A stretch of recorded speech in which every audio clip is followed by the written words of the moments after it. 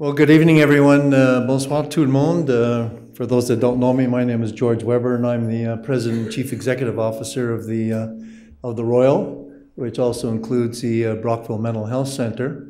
We're very, very pleased to see such a large audience for a very, very special occasion or special conversations at the Royal. As you know, we have these monthly sessions of topics that are of interest to the public. To kind of, inform the public about the various mental health issues and the challenges people face when they're suffering from a mental illness. So we're delighted to have this special occasion today, which is part of the Cracking Up the Capital, which is a comedy series that started here at the Royal with Mr. John Helmke, who is in the audience. John, why don't you wave over there? It's a whole... It used to be a one evening session on a Saturday night, and now it's up to at least 5 or 6 sessions on the evening. And so this is the 3rd session this week, and it's now all aligned with Winterlude. So when the ice isn't skatable, at least you have something to do at night to entertain yourself and to keep laughing to bear up on this winter. So it is really my great pleasure to introduce Big Daddy Taz. Big Daddy, why don't you join us down here? Now he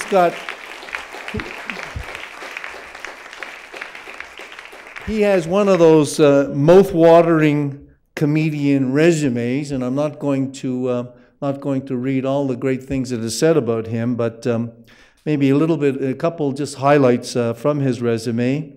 That after 30 years of denying that he had a mental illness, and that were controlling illnesses that were controlling his life, Taz realized that being a socially anxious, manic depressive, attention deficit, dyslexic could either destroy or enhance his life. It was his choice, like everybody else that has a mental illness has. Today, audiences are happy to join him on his rapid cycle ride down the never-ending road to recovery that has led him from comedy venues, from across North America to the psych ward of the Calgary Foothills Hospital, and was held over. And his title is It's Time to Give Stigma a Bad Name. So there's another psychiatric facility, so other than the Calgary Foothills. He's been doing this for 16 years. He is starred at many different festivals, Just for Laughs Festival in Montreal, the Mountain Festival, CBC Winnipeg Comedy Festival, and the list goes on and on. And on one fact that I very much enjoyed reading, on April 1st, 2008, Taz shattered the standing record for continuous stand-up comedy with his 8.5-hour stand-up comedy show. With his newest endeavor, Stand Up Against Stigma, Taz believes that it's time to educate, embrace, empower everyone so that we all stand tall and give stigma a bad name. So without further ado, over to you, Big Daddy.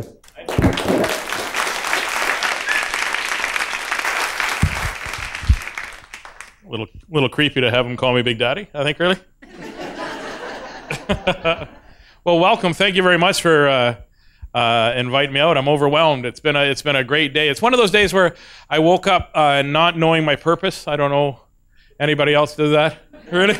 Anybody here? Let's all trade meds and see where it goes. I woke up I don't want to be rude to you. I woke up not wanting to pop out. I just was having one of those days. You wake up and I was down. I was sad. My son was up late at night, and that disrupted my sleep, and I just didn't know what to do. And I dragged myself to the airport. I shouldn't even say drag myself to the airport. My flight wasn't until like 11 o'clock. So I dragged myself to the airport at 11 o'clock after everybody else has gone to work. And I get to the airport, and the flight's delayed because it's Air Canada. If you weren't depressed before you went to Air Canada, you generally are as soon as you get there. And so the flight's delayed, and then they start bumping people off the flight, right? They're bumped this guy, group of 3, they named. They got bumped. A group another 3, they got bumped. And I quickly tweeted, "Hey, Air Canada, could you do me a favor and just count the number of seats on a plane and sell only that amount of tickets? That'd good if you need help. My 8-year-old can count to like way past 200, right? So, and then the 3 names get called. The last 3 names get called, and I'm one of them. So up we go, and they go, okay, well, we've oversold the flight. And I'm like, what? She goes, we've oversold the flight. I go, what? She goes, we're full. I go, full? She goes, full. I said, what do you mean full? She goes, we're full. And then she starts talking to me like I'm in the slow learning class, right? She was like, we're full. Full. And I couldn't resist. I go, of? She goes, what does full mean to you? I said, well, I eat a lot of food. Look at me, right?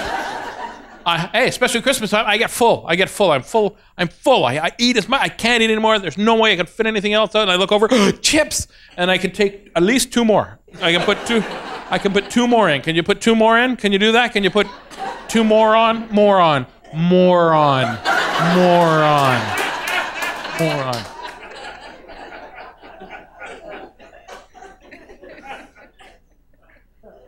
And I'm a big believer the universe will always tell you when you're on the right path.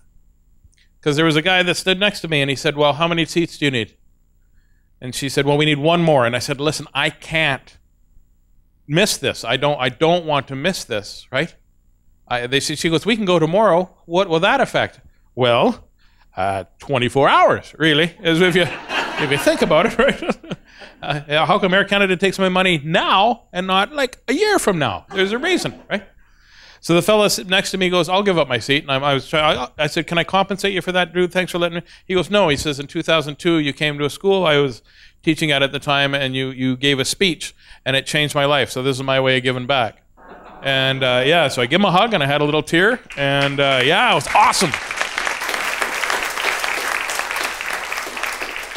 But I'm bipolar, and I could have just made that up. Anyway, we...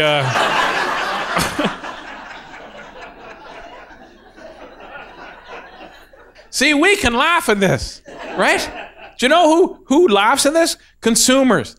Or what I used to say patients. Don't say patients, say consumers. Then I said consumers. They said, no, that's not politically correct. Say lived experience. I'm like, okay, how about this? I used to be a bouncer, right? And now I'd be an intoxicated patron transferal technician. It's all... It's fancy way of people that say that. And I have bipolar disorder. That's what I have. I am not bipolar, by the way. I have bipolar disorder. There's a huge difference. I hate it when people say, oh, that guy's blind. No, he's visually impaired. Oh, that guy's deaf. And then I made the mistake of saying, oh, no, he's hearing impaired. And my buddy, Gord, who's deaf, and it's deaf, by the way, I thought it was hearing impaired. And I said, I'm sorry, it's hearing impaired. And he goes, no. He signed to me, no, Taz. He says, you're one of my best friends, but it's not hearing impaired, it's deaf. We are a deaf community. And I said, oh. He goes, but the government's hearing impaired. Let me write that down. He goes, are you writing it down? I said, no. He goes, I can see you're writing it. I have ADHD. You know, ADD. I said ADD one time and a lady yelled out, that's an alarm system. What? ADD is an alarm system. I said, no, that's ADT. She goes, what's the difference? Huge. You don't want attention deficit disorder alarms. Let me tell you that straight out. There's somebody in my house and he's got a knife. I got a blue bike. My dog's name is Kevin. Bye. What?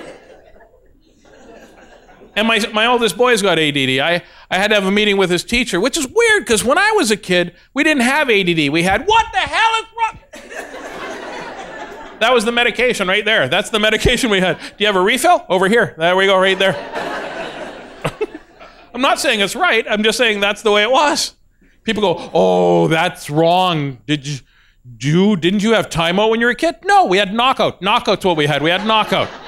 Did you get knocked out? I don't remember because I got knocked out, so I don't remember.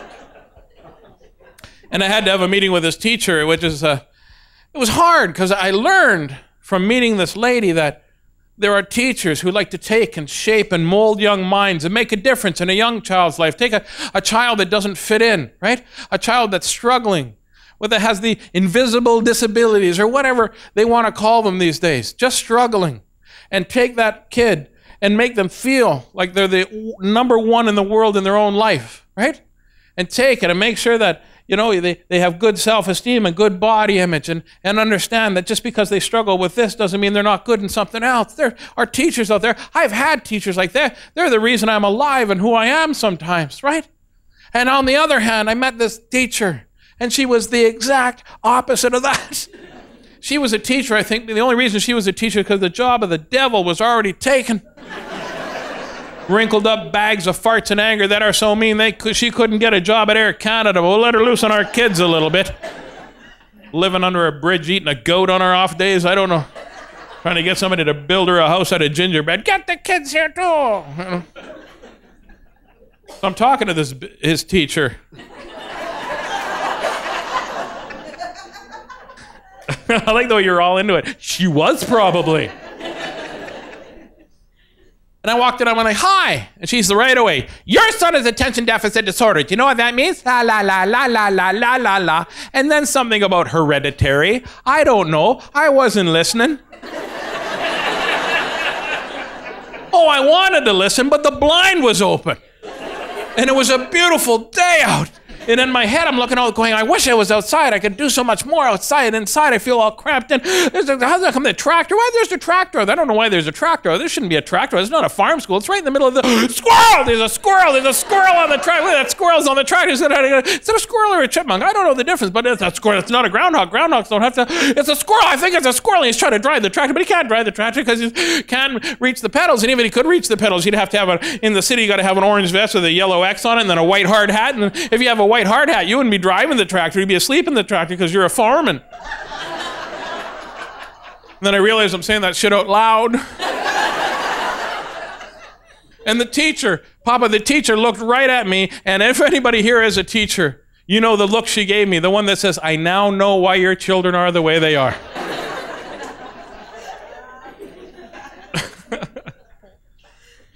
And then she looks at me and I look at her and I go, sorry, I got a little carried away. She goes, yes, this is what I'm trying to say. What do you have to say about the fact that I think that your child will never be amount to anything because there's nothing that anybody can do that has ADHD unless they're on lots of medication? What do you have to say about that? They'll never be a productive member of society. What do you have to say about that? I looked her right in the eyes and I said, you have a very shiny watch.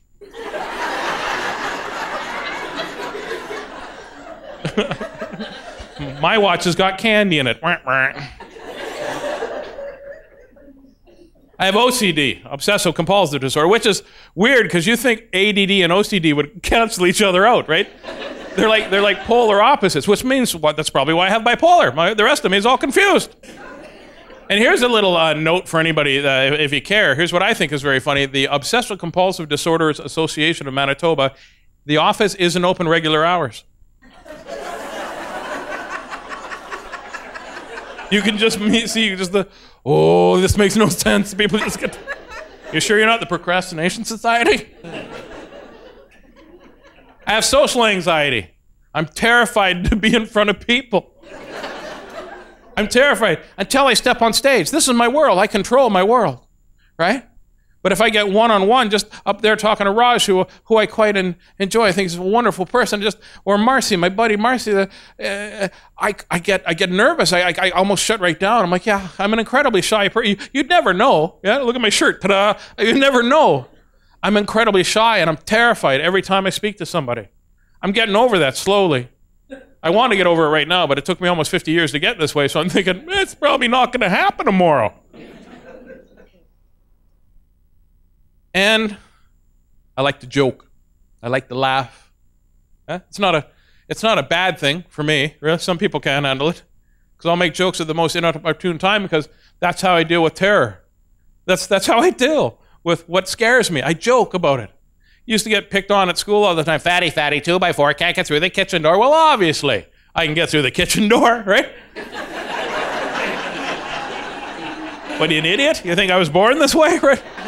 With pants, right? So when I had my heart attack a couple of years ago,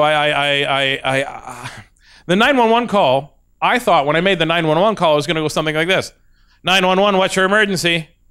Think I'm having a heart attack over here, so I'm wondering if you could, send a few guys over to pop over to, figure out whether or not I'm having a heart attack, and that'd be awesome if you could do that.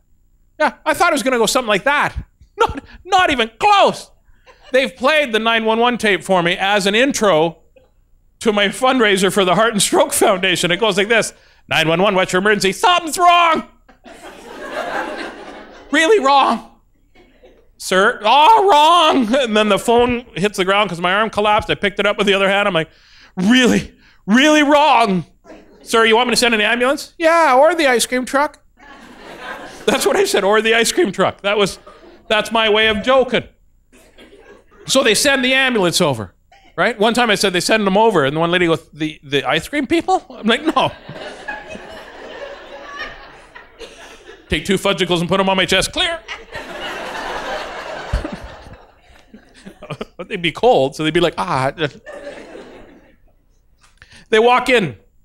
Huh? And the first guy says to me, I got to let you know, by law, we're a training ambulance. I said, oh, okay, I didn't see the wheels on the outside, so here we go. Thanks for letting me know. Right? He says, I go, what's a training ambulance? He goes, well, one of us is fully trained, and the rest of us are in different stages of education. I said, oh, which one are you? He goes, what do you think you're having? I said, I think I'm having a heart attack. He goes, oh, cool. So I know he's probably not the fully trained dude. Yeah, just a guess. Hey, just a guess. Says, okay, we got to make sure you're having a heart attack. I said, excellent. How do you do that? He goes, and he takes his bag and he pulls wires out. He goes, we got to put these on your nipples. He puts 12 wires out. He goes, we got to put these on your nipples. That's what I heard. We have to put these on your nipples. And I'm like, oh, and I'm doing math quickly in my head. And I'm falling short for sure. Like, I don't know, either I don't have enough or you're expecting 5 more people. Like, I don't... Maybe you think if I open up my thing, I'm going to be like a mama sow, just a row on each side, just suckle up, everybody, suckle up, right? He goes, no, we brought our own nipples. Well, of course you brought your own nipples. What do you... remember, I'm not getting enough oxygen to my brain at this point in time. And of course you brought your own nipples. Yeah, they come in a little bag. What? He goes, yeah, a little Ziploc bag. I said, what the hell are you talking about? For a minute, I thought, I'm dreaming. This isn't really happening. Like, that hasn't happened in my world before. Just to be honest. Officer. I said to, listen, what do you mean you brought your own nipples in a little bag? Mine don't come off. He looked at me like I was the idiot. I goes, yeah. No. He says, here. And they're stickers. They're little, I thought, oh, if I'm a good boy, right, I'm going to get a sticker. There's no unicorn or nothing on them. Little metal tab on it. On the front. I'm like, well, maybe if I get 2 of them, I can pretend I'm Xena Warrior Princess. I don't know. What do you... He goes, no, we put these on you, and then we hook the... I'm like, oh, that makes sense now. Like, now I know what you're talking about. And he puts them on. Now, I don't know if the guy was like the worst pin the tail on the donkey player ever, but my heart is here. Hey? Ish. Unless you're my ex-wife, and then you think, it doesn't exist. But here is where my heart is, in and about that area, right? He put one everywhere but here. He had 2 on one side and 2 over there, and 1 on my inner thigh. My nipple's never been there. Like, never has my... Look at me. It's almost physically impossible. For my... One time while I fell down a flight of stairs, my nipple was there. I'm like, oh, I smell my wallet. And then I went down the rest of the... Then he hooks them all up, and he says, okay, we're going to send this off to the doctor's BlackBerry. I'm like, BlackBerry? I don't even get all my messages on my BlackBerry. He goes, no, the doctor. I said, what if he's playing Angry Birds? What if he's driving? What if he's got Rogers as a telecommunications in there? He's like 8 feet out of the city or in between 2 buildings here at all. He gets a phone call, and I think he forgets that we're in the ambulance. He's got his back to me, and he gets a phone call. He's like, okay, yeah. And he looks over at me. This is the look I get. So I knew something might be up. He goes like this. He goes, shit. That's what I heard. He goes, then I heard him go, I'll give it a shot. I'll give it a shot. Not, I'll give him a shot. Not, oh, everything's under control. Right? And my heart there skipped a beat. Well, of course it was skipping a beat. That's why I called him in the first place. So he looks at me. Now, this is my favorite part of my story. And only people that have ever been a patient in their entire life laugh at this. Okay? People that are so uptight, they don't. Because they think, oh, it's just too trivial. Here's what happens. He leans into me like he's going to ask me to dance. Like he's leaning real close. And he says to me, Taz, man, The doctor confirmed you're having a heart attack, and this is a massive, massive heart attack. So I need you to remain calm.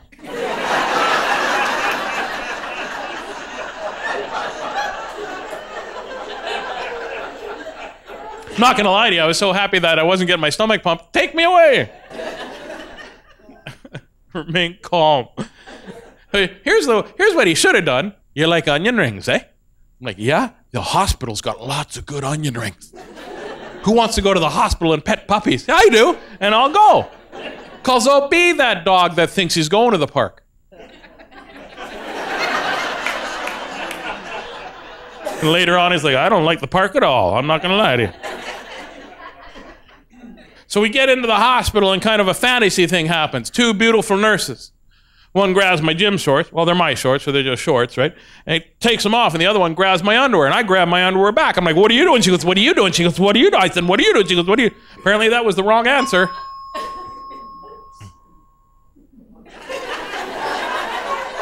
Everybody else heard that too, like, right? It's not just in my head. I just want... Right now, anybody 50 or older is thinking, it's time to turn the page.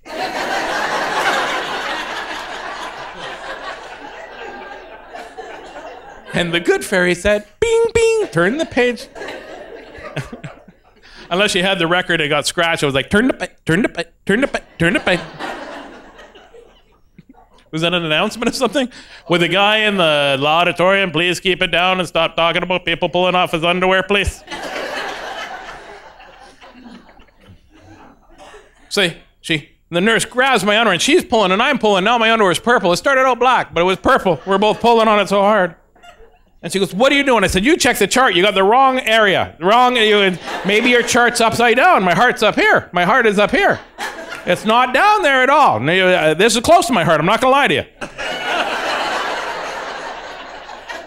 Ironically, if they'd paid much attention to both areas of the same amount, I wouldn't have a heart attack right now. The universe will always give you a sign that everything's going to be okay. Your creator, your higher power. Everybody has a higher power. If you don't believe you have a higher power, you need to find that higher power. Sometimes it's within you and sometimes it's without you. And sometimes you think you're without it, but I'm not going to lie to you. I knew everything was going to be okay. Because there's always that little shimmering little dot of light somewhere. Maybe not. Maybe it's a larger dot of light.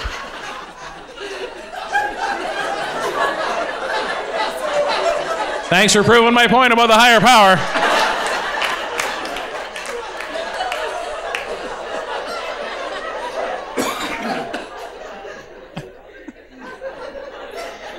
Be funny just to see Raj over there with like a xylophone. Bing! It's me! It's been me the whole time!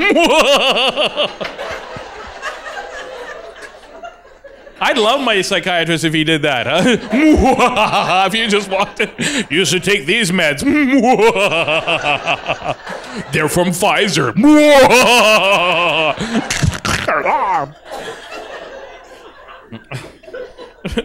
Does whoever's ringing that bell know how hard it is to be ADD and then have the bell ring and go, oh, am I supposed to salivate? What's going on? What experiment's going on right now? So I'm not going to lie to you, I have no idea what I was talking about. I really don't. I was just like, my underwear. For just a second, I wanted to look down and go, okay, it's not just my, I'm wearing pants. Your higher power will always give you, there I am, right back where I started. There's always, never ever forget this, there's always a sign that everything's going to be okay. Never ever doubt that. Sometimes it's a tiny little pinprick you can barely see, and sometimes it's this great big massive ball of fiery light. And sometimes it's so disguised that your friends can see it and you can't, and that's why your friends tell you, you need to get help. You need to get this. Here's how you can get to that light. This is how I knew that my heart attack was not going to kill me. There is no way these were going to be the last words I heard. When the nurse looked me in the eye and go, Tath, let go of your underwear. And if I see something underneath that underwear I have not seen in the last 27 years of nursing, I will hit it with a stick.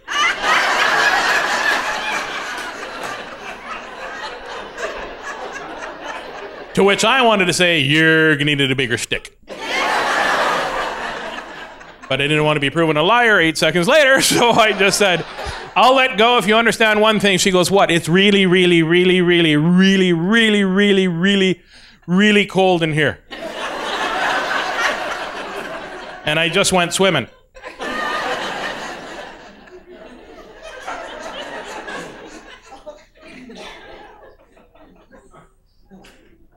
The moment that changed my life and realized how and I don't banter that around very much. My life hasn't been changed in an instant. You know, people use the word epiphany. I don't know what that means, but I know. Didn't she have a hit in the 80s? I think I'm alone now. Sometimes the stories are just for me. But I had a life-changing moment when I'm in the ambulance. And if anybody doesn't think they need to fix the infrastructure of any streets in your area, you're obviously not from here. But try being in the back of an ambulance when a trained professional, a guy that's done it hundreds and hundreds and maybe even thousands of times before, tries to put an IV in your arm. Oh yeah, we hit a bump and he goes, there, you didn't feel nothing, did you? I said, no, because that's not my arm.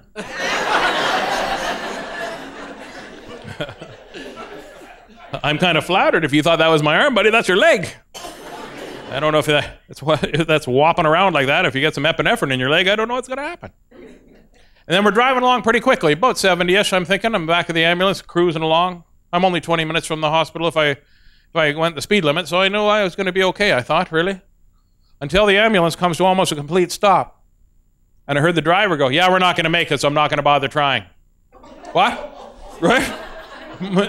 Tell me that didn't make my heart go. I go, what do you mean we're not going to? You know, I'm just thinking we're not going to make it. I thought I'm never going to see my boys again.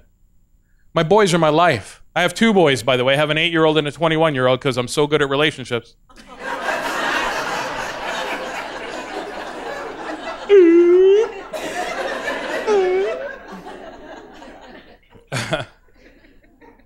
I thought I'm never going to make somebody laugh again.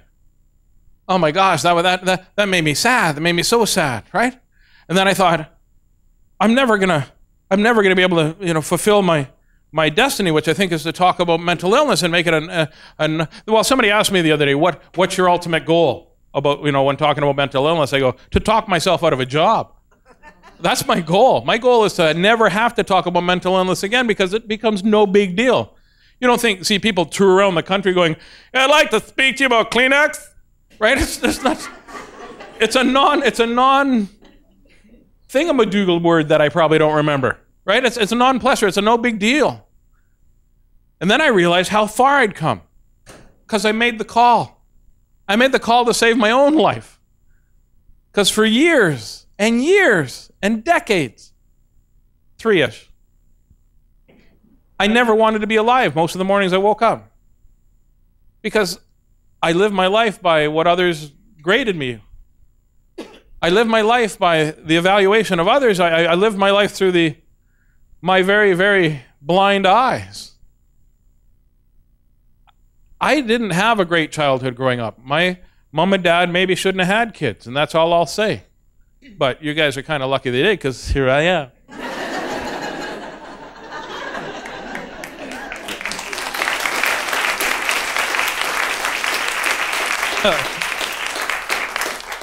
They wanted me to be an only child, but they had my sister first, so that didn't work out. But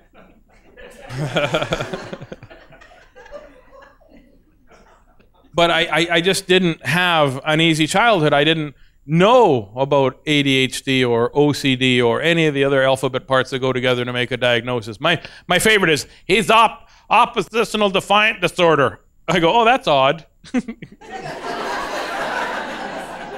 That's my favorite one. Oh, my child's got it's ODD. I'm like, no, he's 4.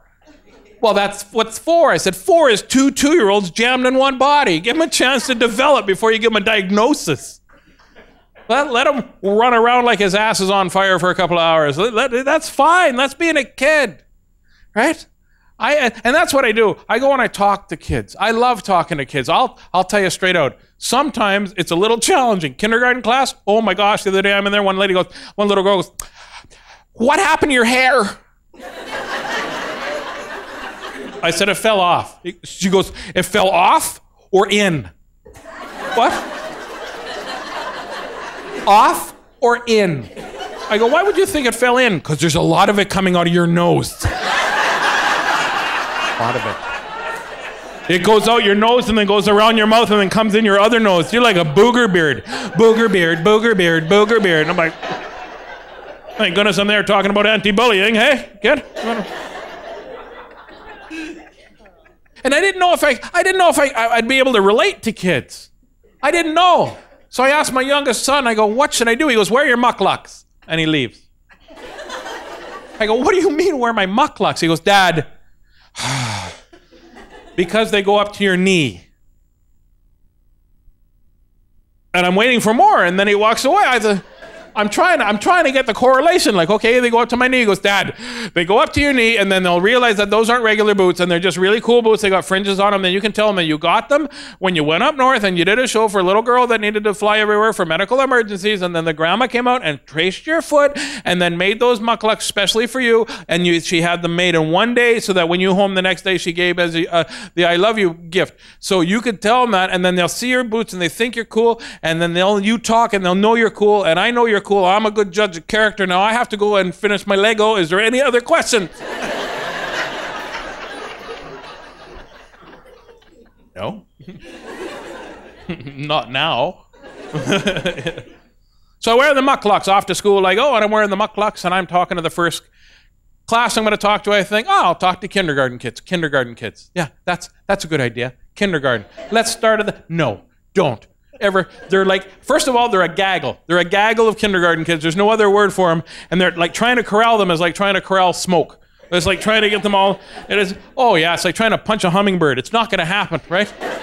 Oh, not twice on purpose. He'll never everybody film it. And I'm talking and I said, "Does anybody have a question?" And this little boy put up his hand and I go, "I haven't even asked the question, but I know the answer." I'm like, "Okay, put down your hand and then if you have an answer when I ask you, does anybody here know what a bully is?" Guy, same little kid, puts up his hand, and he's turning red. His face is turning red, bright red, like really crazy red. And I'm thinking, you better not hold your breath because there's only one other exit. So I thought I'd pick him before he filled his pants. I'm like, "Yo, do you know what a bully is?" "I have a kitty." "What?" "I have a kitty. His name is Mew Mew, but we don't call him Mew Mew. We call him that stupid cat because you know what he does? He runs on the carpet, runs on the carpet, runs on the carpet, and then he hits a hardwood floor and he can't stop. And he hit the fridge one time, and guess what happened? Hit the fridge, and then the magnet came off. It was a fishing magnet. It's my favorite fishing magnet. It's from Niagara Falls. And then the cat ate it. I think the cat ate it because I couldn't find it. So I got my Hot Wheels car and I held the cat down. And I was looking for it all like that. I thought, I better look in his butt. And I pull his tail up like that. And my mom goes, "Don't do that. The cat has sharp claws." That's what this mark is from. And guess what? And you know how sharp his claws are? They're really, really sharp. Guess what they'll do? He can take the cat, and I hung him on the curtain. You just hang him like that. He goes, "Meow, meow," because he can't move because he's hanging like that. He can't again. You know how long I'll stay there? All day. Because guess what happened? Yesterday morning I showed my sister and I went like that. I said, "Look at the kitty. Meow, meow, meow." That's why we call him that. Meow, meow. Because like that. If he's a dog, call him arf, but not. It's a cat. So we call him meow, meow. And he's like that. And then my mom says, you have to wear a sweater to school. I said, "I'm not wearing a sweater to school. It feels almost like summertime." She goes, "It's still wintertime. You still wear a sweater to school." I said, "I'm not wearing a sweater to school." But because my mom's got all the Halloween candy, I wear the sweater to school. And so I wear it at school, but it's not even my sweater. It's my cousin's sweater. If it's got a Halloween like that, you put the hood down like that so you can see through the two eye holes, and it's a Batman costume. So it's awesome. But I left it on the bus. I gotta go get it because I'm not supposed to wear it. My cousin sometimes he'll hit me really hard with a Hot Wheels truck. And then so I came home and the kitty was still there. Meow, meow. And he wrecked the curtain. And my mom goes, "How did the cat get up there?" And I'm like, "I don't know, but I didn't know. But don't tell my mom." So I look at it, and my mom says, "We should get that cat deboned." And my dad says, "Do you mean declawed?" She goes, "No, I mean deboned." And I don't know what debone means, but I'm thinking if you took all the bones out, they'd be floppy. You can mail it to my aunt. My aunt's got lots of cats because she doesn't have a man. My mom says. So we and then my dog pooped on the carpet. And it was a big poop, and guess what was in it? A fish magnet was in the poop. And you can't use the fish magnet anymore. We threw it out. And then my mom says, "You don't take stuff out of the dog's poop." And except for one time, he ate some of my Lego, and I took the fireman head, and I cleaned it, and I used it. And I'm like, what?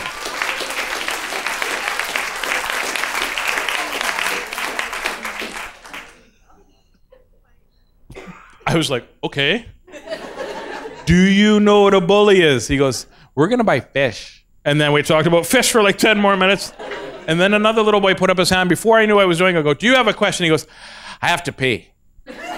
I'm like, what? He goes, I have to pee. I said, okay, go ahead. And he did. Right there. And he was done. He went, so okay, there you go. Now the other class, the next class, of course, chronologically would be the grade 1 class. That's who I talked to. I talked to the grade 1 class. Now there's only a year in between the two, but it's decades for maturity. It really is. They sat, they listened. At the very end, a little girl put up her hand. And so incredibly reluctantly, I said, do you have a question? She goes, Mr. Taz, how did you become so very funny? Oh, I got validated by a 6-year-old. But I didn't have an answer ready. I was so proud of myself that I was able to make kids laugh, because that's who I want to connect with. Because I don't want kids to go through the same thing I went through, not alone, not unprepared, not without the knowledge that you have every tool in your tool belt you need. So I said, it's because I'm not very good at math. She goes, what? I said, it's because I'm not very good at math. Some people are good at math, and some people are good at spelling, some people are good at art, some people are good at, music, and some people are good at sports. I'm just very good at being silly. I don't care if it's 40,000 people at a country fest or one person by accident at the gas station. I don't care. I like making people laugh. She goes, but you're good at everything because you're an adult. And I thought, teaching moment, ming, ming, ming, ming, ming. Where's the bells now? I have a teaching moment. So I looked her right in the eyes and go, love, let me tell you something. Just because I'm an adult doesn't mean I'm good at everything. There's hundreds and hundreds and thousands of things I'm not very good at. And this little boy in the front row, little blonde-haired, blue-eyed, Children of the Corn looking kid. Looks like he's designed by Disney. Just these big blue eyes. Just looks up at me and goes, like running. You're probably not very good at running. The teacher shows up like she's a ninja. She was just there. She goes, I'll have a talk with him. I'm like, no, I don't want you to have a talk. No, I'll have a talk with him. No, I don't want you to. Well, he wasn't being rude. He wasn't being facetious, if I knew what that meant. He wasn't being a bully. He wasn't being anything. Right? Papa, right there, you can see me, right, sir? Right? Marcy, you can see me in the back, right? Camera fella, you can see me, right, brother? Okay. Any of you ever think, I wonder how many marathons Taz runs in a year? No! You're thinking, he has a gravy boat and 2 straws. That's it. You know I'm not good at running. You can look at me and go, running's probably not his forte. Yes, I know. I can lift stuff, I'm strong, but I'm not going to get... Here's the deal. If I'm walking towards getting ready for work, and a half a block away, the bus is there, guess what? I'm late for work.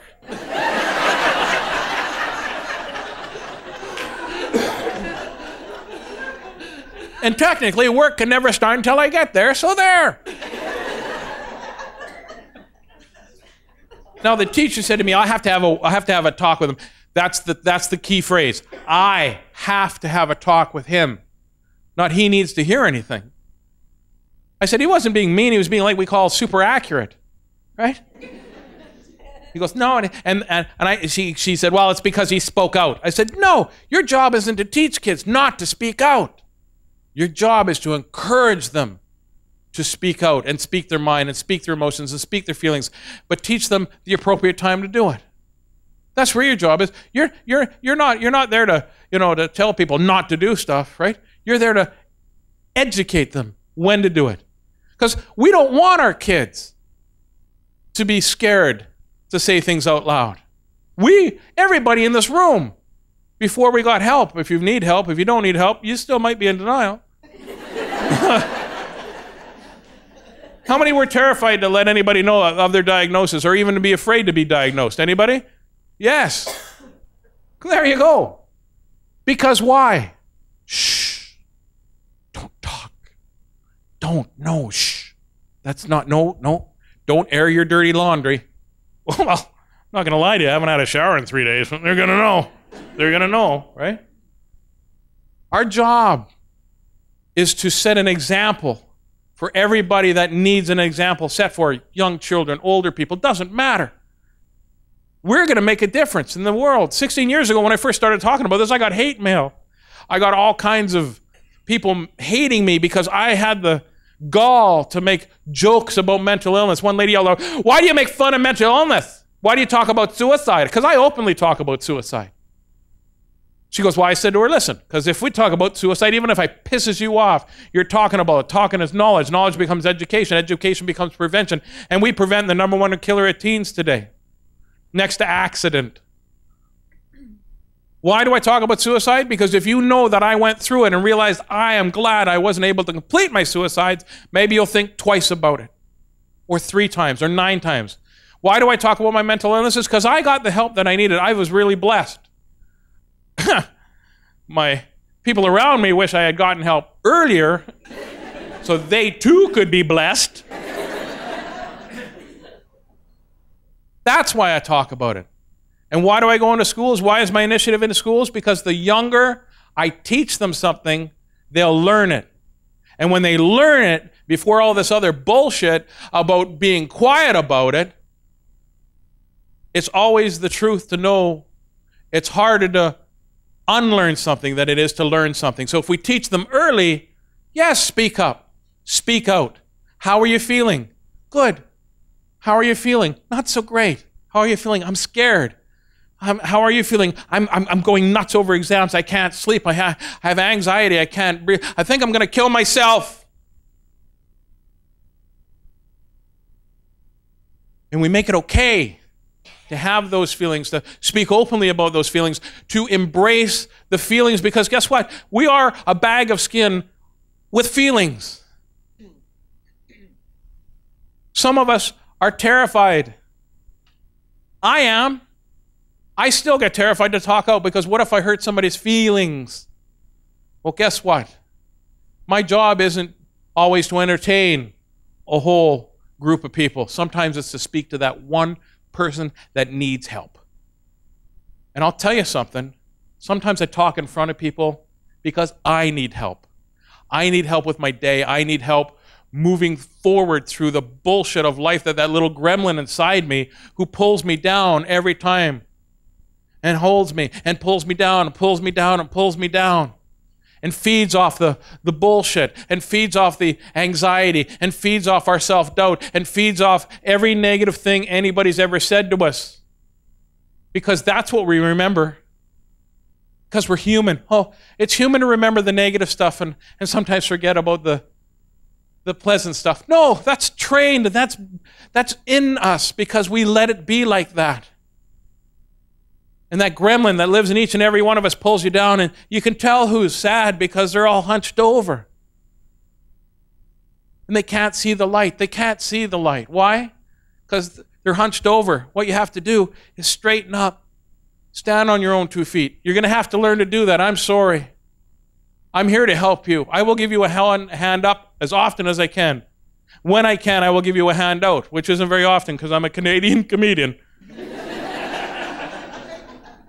But I never, ever, ever, ever, ever was successful when I relied on everybody else to make me take my medication, make me go see my psychiatrist, make me think before I act, make me read the articles that help me, like the one I just read on gut flora. Did you know that your stomach lining is made out of the same stuff your brain is made out of? So when you eat bad stuff, your gut flora gets all mixed up. And it mimics depression, anxiety, and suicidal thoughts, as well as a lot of other stuff. So you ever wake up in the morning terrified? Oh, this is going to be a terrible day. Oh, my God. No, you're hungry. You're not eating the right food. So I've changed my diet. Not drastically. Not the amount, just what. I never was successful until I decided it was time for me to take CBT, cognitive behavioral therapy. You need that because the meds aren't always going to work. They're not. I'm not going to lie to you. I'm not here to lie to you because I'm not running for office and I'm not selling the senators. Anyway, don't have to laugh at everything. I thought it was funny. When you become self-reliant, your life will change. When you, I don't know how to say this without hurting somebody's feelings, it's your life. You have to embrace it, warts and all. Talk to the person you see in the mirror the way you would talk to your best friend. You would never say half the crap you say to your best friend, the same stuff you say to yourself. Oh, you're an idiot, right? You stub your toe, you're like, you're an idiot, and then you get mad at the couch. Ooh, really? It just is what it is. Take your medication. Clonazepam is my best friend. I love the Pam family. If you don't know what it is, it's a little tiny, about the size of an ant's nut. Hey, this tiny little piece of medication, and it works awesome. I'm not going to lie to you. You're like, oh, it's anxiety. Oh, I can't take it. Oh, put it on your tongue. Like 2 seconds later, like, Puff the magic dragon lives by the sea. You take 2 and you're like, what a wonderful world. I see fields of green, penguins of white. Is that a unicorn riding a bike? Time for me to have a nap. Be honest with yourself. Be honest with your caregivers. Be honest with your family. Be honest with your support group. Be honest with yourselves and your psychiatrist. How are you feeling? I'm going to tell you. Write 5 names down. This is what I tell the kids to do. Write 5 names down. 5 names of people that you know love you, that you can call. And do this when your mind is healthy and happy. Because when your mind is cloudy, you forget how many people love you. And you write down those names. And names of people that will listen to you. Pardon me. Not names of people that are waiting for their turn to talk. There's a huge difference. We have those people in our lives. You're talking about something and then they went, when I was 9, my dog ran away. How does that even fit into what I was talking about? That's not about you. It's about me today. And have those names in your phone, in your purse. I used to have them taped on my bathroom and in my kitchen. And in my bathroom, it was right underneath. It had the 5 names, and then it said, go to sleep. You made it through the day. It's a struggle sometimes. But guess what? To get to the apex, you must struggle. I love all of you. If I met you, maybe I wouldn't, but I'm just saying I love all of you.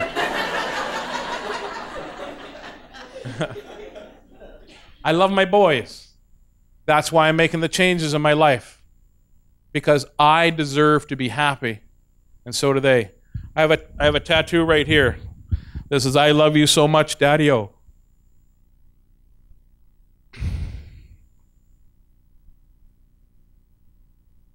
My son wrote me that note after my heart attack because he wants me to know to make good choices. He meant food. He meant exercise. But I also know that I need to make the good choices that are good for me. I don't drink anymore. I don't drug anymore. They said, oh, you don't self-medicate. Yeah, look at me. I do. I now self-medicate with food. But I'm trying very hard to fill that void that I self-medicate with self-pride. You should be proud of yourself every morning you get up, every morning that you take that step forward, every morning that you think you can't and you can. Mother Teresa said, the good Lord will never give me more than I can handle. But sometimes I wish he didn't trust me so much. We have a tool belt. It's full of every tool we're ever going to need to make our lives successful. The biggest tool we have that we forget we have is the ability to ask for help.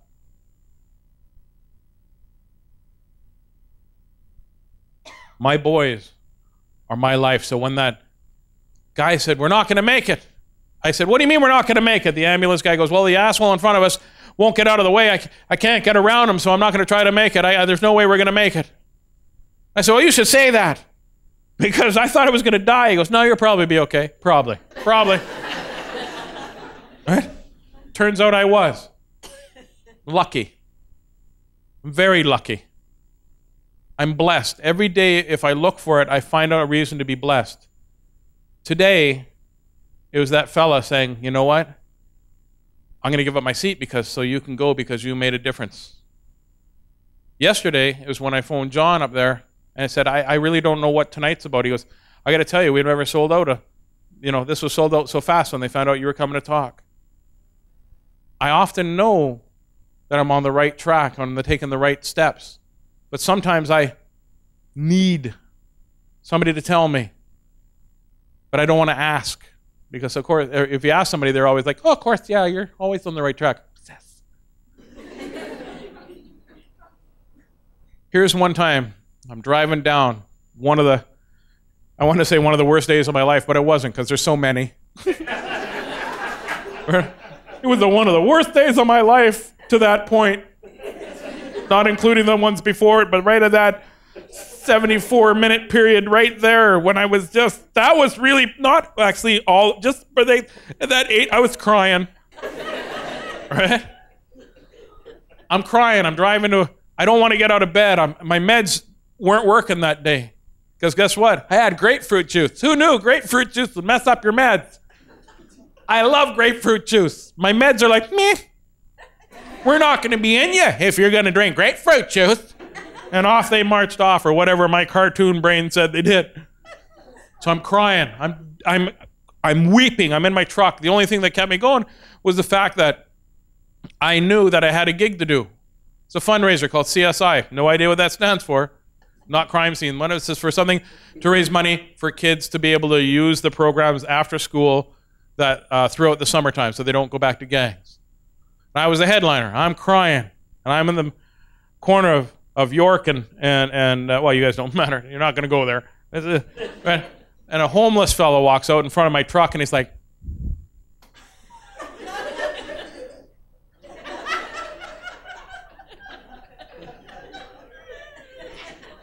I'm like, oh, what's this dude's problem? And I roll down the window. He goes, difference, man. You make a difference, Big Daddy Taz. You came and spoke, and I'll tell you, you talk about mental illness, I got a mental illness, and you make me feel good about who I am, and I don't even have a place to live. I love you, man. Walks away.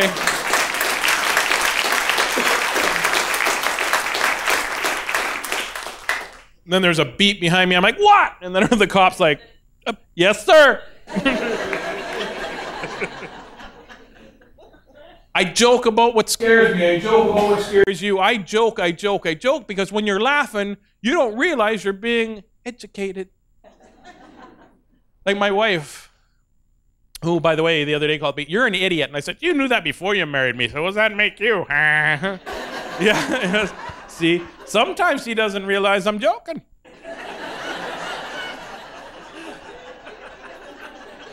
So I realize she's angry at me, so I send her a text. I don't send her, I love you, because everybody says, I love you, I love you, I love you.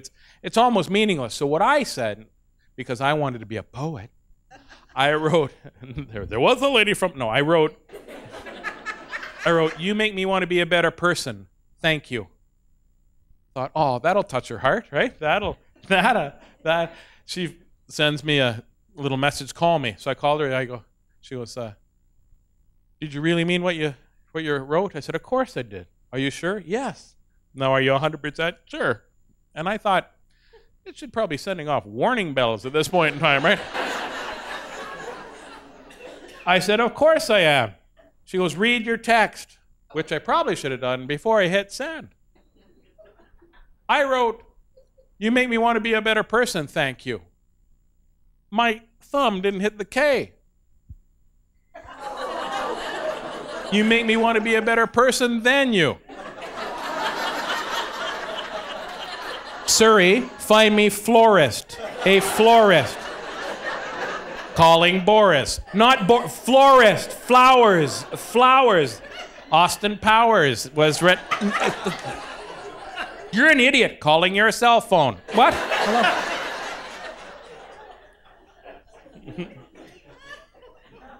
My boys are my life. Why do I do what I want? Why do I speak? Because I want them to take over in my shoes and speak as well. They make me laugh every day. My young son one day running through the house to play hide and go seek. He goes to hide in the closet. And why do I hide in the closet? Or why does he hide in the closet? Because I could never find him. He must have thought I was the worst hide-and-go-seek player ever. Because I could never find him. Why can't I find him? Because when I walk by that closet, he'd jump out and scare me. And I'd be like, "Whoa, whoa," and make a big deal about it. And he would laugh and laugh and laugh and laugh and laugh and laugh and laugh and laugh until he cried. And I held that in my heart and that sound in my brain for when I was depressed, because there's no better sound in the world than a child laughing. Except for the one time he was over at his ma's, and I had changed the doors out for sliding glass doors. Mirrored. Which, yeah, they look open all the time. He must have piled into that at about 70. And he walks out, he's like, "Oh, Daddy, I didn't even see me coming." "Stop laughing. Stop laughing, Daddy." And then he goes, "You don't know my pain." He's 3 years old at the time. I thought that was hilarious. And I'm trying not to laugh. And finally he starts laughing. I start laughing. He goes, Daddy, if you laugh about it, it doesn't hurt as much. There's your lesson, my son, and there's my new lesson. My oldest boy came home one day and said he wanted to be an auctioneer. Anybody remember his particular affliction by any chance? He's got ADHD. I don't know what kind of auctioneer that's going to be, but I'm going to be there every day to find out, hey? We're looking for 25 to go. Who's got 25? 25 bid? 25 and 30. 30 bid, 35, 35, 35 bid. 35 bid. 35 bid, 40. Who's got 40? 40 and where? 35 bid, 40. 40. I got you at 35. 35 bid, 40. 40. 40. Sorry, I got you at 35. 35 bid, 40. Sorry, you're bidding against yourself. You're bidding against yourself 35 and 40. I'll take your money. It's for charity, but it's 35 and 40. Maybe you don't know who I'm talking about. The very back, you got a blue sweater. I had a blue bike when I was a kid. I had a blue bike. It was a great bike. A blue bike. On my bike so much I named my dog Blue. I named my dog Blue, but he didn't blue dog and a cold dog. He didn't a cold dog. He didn't a sad dog. He didn't blue dog at all. He's got a blue dog. He was a yellow blue dog. Yellow and blue make green. Green going to be a frog dog. And a frog dog. Hop on a bark and a hop on a bark and away we go. I like pudding. Pudding. I like pudding. A big boy yellow pudding. I thought it's a big boy yellow pudding. Pudding, not pudding. My dad said it not pudding. I said it pudding. I want a pudding. I'm trying to pudding. I go to try to. My dad said going to try scooping out. Scooping out hot mustard. It wasn't pudding. It was hot mustard. It was really hot. Hot mustard. I got no shares left. I don't know where the bid is. I wish my dad was here because I'm ADD. I wish my dad was here because he's 40. 40 bid. 40 the bid. 40 the bid in the back and 40 bid.